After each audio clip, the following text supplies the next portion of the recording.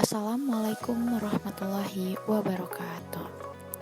Halo teman-teman, kami dari kelompok 1 akan membahas mengenai teori belajar behavioristik yang terdiri dari Nada Karimah Pasha, Sofi Oktaviani, Yayu Lestari, dan Zalza Afni Azhara.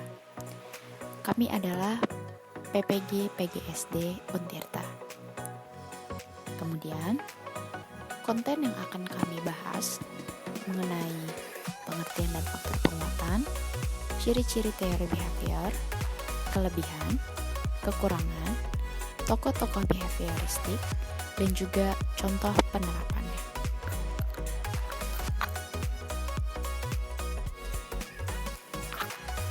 Yang pertama adalah pembahasan terkait pengertian teori behavioristik.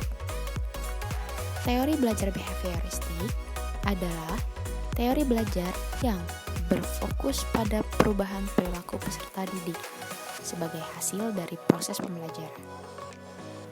Dapat dikatakan bahwa belajar merupakan bentuk perubahan kemampuan peserta didik dalam bertingkah laku dengan cara yang baru sebagai hasil interaksi antara stimulus dan respon.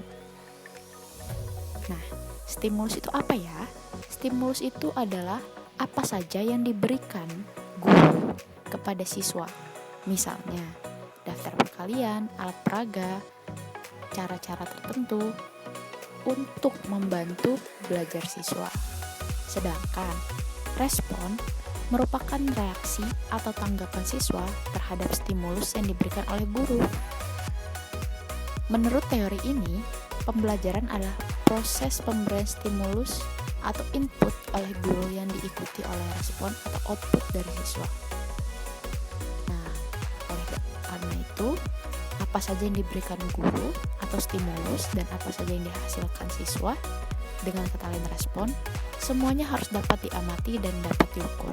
Karena teori ini mengutamakan pengukuran, sebab pengukuran berguna untuk melihat terjadi tidaknya perubahan tingkah laku tersebut.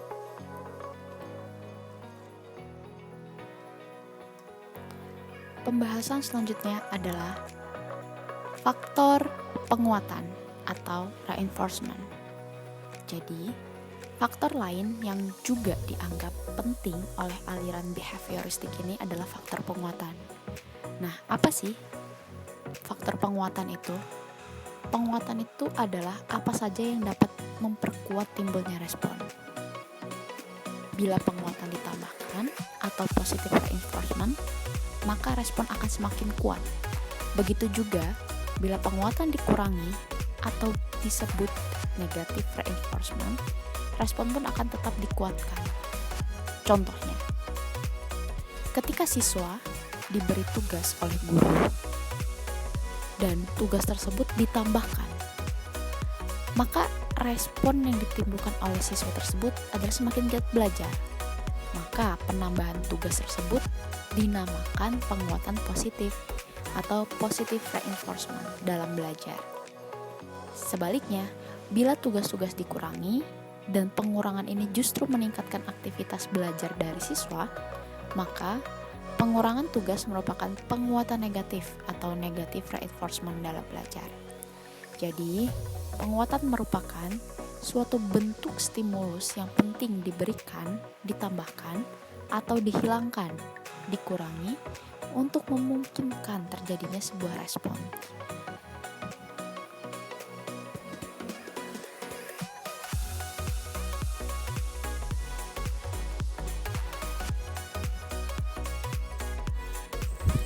Selanjutnya yaitu ciri-ciri teori behavior. Yang pertama, mementingkan pengaruh lingkungan. Yang kedua, mementingkan bagian-bagian. Yang ketiga, mementingkan peranan aksi. Yang keempat, mengutamakan hasil belajar dengan melalui prosedur stimulus dan respon. Yang kelima, mementingkan kemampuan yang sudah terbentuk sebelumnya. Yang keenam, mementingkan pembentukan. Yang ketujuh, memunculkan perilaku yang diinginkan sebagai hasil dari proses belajar. Selanjutnya, ada kelebihan teori belajar behavioristik. Yang pertama itu ada murid dibiasakan belajar mandiri. Di sini guru bersifat sebagai fasilitator. Yang kedua, guru bersikap jeli dan peka terhadap situasi dan kondisi belajar. Yang artinya guru harus peka terhadap situasi dan kondisi belajar di kelas bagaimana. Yang ketiga, bahan pelajaran yang telah disusun secara hierarkis. Yang keempat, dapat mengganti stimulus yang satu dengan stimulus yang lainnya, yang artinya jika dengan stimulus yang satu tidak cocok atau tidak bisa, maka bisa langsung diganti dengan stimulus yang lainnya, terus diganti hingga menemukan stimulus yang memang sudah cocok. Yang kelima, cocok diterapkan untuk anak yang masih membutuhkan dominasi peran orang dewasa. Dan yang terakhir, dapat mengoptimalkan bakat dan kecerdasan siswa yang sudah terbentuk sebelumnya. Selanjutnya di sini ada kekurangan dari teori belajar behavioristik. Yang pertama, seringkali tidak mampu menjelaskan situasi belajar yang kompleks. Yang kedua, kurang dapat menjelaskan adanya variasi tingkat emosi siswa. Yang ketiga, cenderung mengarahkan siswa untuk berpikir linear, konvergen, tidak kreatif dan tidak produktif. Dan yang terakhir, tidak setiap pelajaran dapat menggunakan metode ini. Ada beberapa pelajaran yang memang tidak bisa menggunakan teori ini dan harus menggunakan teori yang lainnya. Selanjutnya ada tokoh-tokoh behavioristik. Yang pertama yaitu Edward Lee Thorndike yang mengusung teori belajar koneksionisme. Beliau mendefinisikan bahwa belajar adalah perubahan tingkah laku yang bisa diamati secara langsung sebagai akibat dari adanya stimulus dan respon. Stimulus dan respon tersebut bisa diterapkan dengan menggunakan metode belajar trial and error atau coba-coba. Yang kedua yaitu Ivan Pavlov yang mengusung teori belajar classical conditioning. Beliau mengatakan bahwa adanya perubahan tingkah laku bisa diakibatkan karena adanya stimulus respon yang berupa pembiasaan. Yang ketiga yaitu Burrhus Frederick Skinner yang mengusung teori belajar descriptive behaviorist.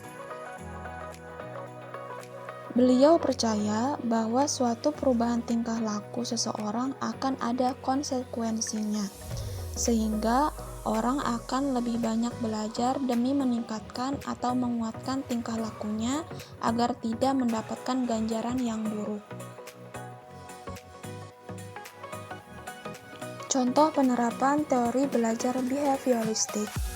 Yang pertama, guru menyusun bahan ajar secara lengkap. Yang kedua, guru cenderung lebih mendominasi pembelajaran. Karena pembelajaran dengan teori ini, guru akan banyak memberikan instruksi kepada peserta didiknya. Yang ketiga, guru memberikan banyak pengulangan materi dalam bentuk latihan sebagai pembiasaan. Yang keempat, guru akan melakukan evaluasi berdasarkan perilaku yang terlihat. Dan yang terakhir, guru dituntut memiliki kemampuan memberikan penguatan.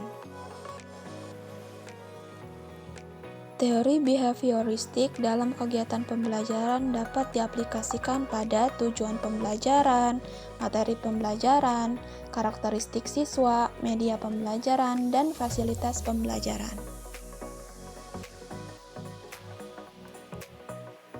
Terima kasih atas perhatiannya. Selanjutnya, ada beberapa pertanyaan pada pembahasan kali ini. Yang pertama, bagaimana upaya kita sebagai seorang guru untuk meminimalisir kekurangan dari teori behavior ini? Kemudian yang kedua, bagaimana contoh konkret dalam pembelajaran dari penerapan teori behavior?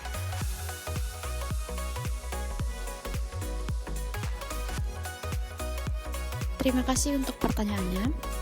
Jawaban pertama, pada hakikatnya, semua teori memiliki kekurangan tersendiri ketika diterapkan dalam proses pembelajaran. Jadi, untuk meminimalisir ataupun menanggulangi kekurangan tersebut, pendidik bisa menerapkan teori belajar yang bisa melengkapi kekurangan teori behavioristik. Misalnya, teori behavioristik ini merupakan teori yang tidak bisa diterapkan pada semua mata pelajaran. Karena tidak semua mata pelajaran merujuk pada perubahan tingkah laku. seperti mata pelajaran matematika yang lebih memfokuskan pada cara berpikir secara kognitif, bukan aksi tingkah laku atau pembiasaan yang terlihat secara empiris.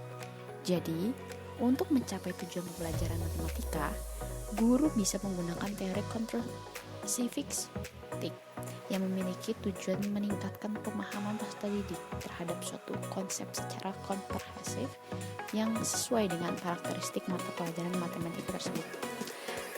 Dengan kata lain bahwa untuk meminimalisir dari teori pembelajaran behavioristik, pendidik atau guru dapat mengkolaborasikan teori belajar lain untuk menyempurnakan proses pembelajaran tersebut.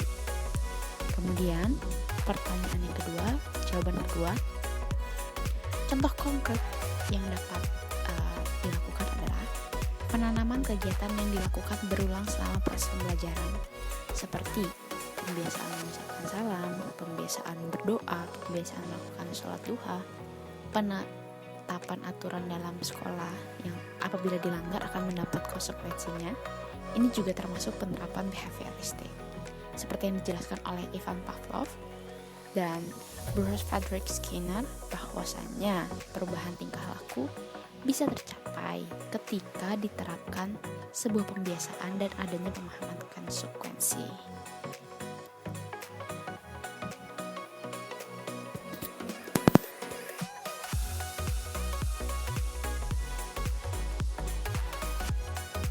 Sekian jawaban dan pertanyaannya. Terima kasih atas antusias dari para penonton dan juga para penanya atas diskusi pada kali ini. Kami dari kelompok 1 Teori Behavioristik PPG PGSD mengucapkan terima kasih dan juga mohon maaf apabila ada kesalahan kata. Kurang lebihnya mohon maaf. Wabillahi taufiq wal hidayah. Wassalamualaikum warahmatullahi wabarakatuh. Terima kasih semuanya.